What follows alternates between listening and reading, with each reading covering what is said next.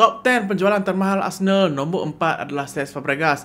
Fabregas tinggalkan Arsenal dan pindah ke Barcelona dalam deal berharga 29 juta pound. Aku respect jugalah kat Cesc Fabregas ni, dia melawan arus kat Akademi La Masia tu. Dia tinggalkan Barcelona dan Akademi La Masia ni umur 16 tahun untuk mendapatkan first team chance bersama Arsenal. So dekat Arsenal ni dia go from strength to strength lah. Main dalam squad Arsene Wenger walaupun umur 16 tahun, masuk ke Champions League final, lepas tu develop menjadi one of the best playmaker in the world, captaining Arsenal. Fabregas juga mendapat gelaran sebagai King of Assist dalam Premier League dan disebabkan dia adalah one of the best playmaker in the world, Barca pun minat lah nak beli dia balik. Masa tu bermulalah transfer saga yang sangat draggy yang fans Arsenal tak boleh lupa lah. Fabregas ni tergedik-gedik sangat nak balik ke Barcelona. Selepas 8 tahun main dengan Arsenal, tak boleh nak buat apa lah, Wenger pun tak boleh nak halang, Fabregas pun balik ke Barcelona dalam deal berharga 29 juta pound.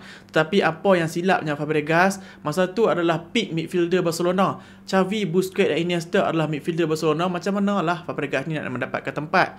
Manager Barcelona pada masa tu adalah Pep Guardiola dan Fabregas ni hanya main masa Xavi injured ataupun untuk substitute sahaja. Kalau semuanya fit, kadang-kadang Fabregas dapatlah main sebagai seorang false nine. Fabregas duduk pun tak lama lah, 3 season bersama Barca, hanya menang 1 La Liga sahaja. So dia decide untuk balik ke Premier League. Arsenal pada masa tu ada refusal clause dalam transfer Cesc Fabregas ni yang mengatakan kalau mana-mana kelab bid dia untuk beli dia dan Arsenal boleh match bid tu, dan of course lah Fabregas akan pilih Arsenal. Sebelum pindah ke Chelsea, Fabregas ada tanya Wenger, nak beli aku balik tak? Tapi Wenger kata, weh tak boleh lah nak beli, disebabkan sekarang ni Ramsey dan juga Wilshere tengah naik, so tak ada slot dah untuk Fabregas.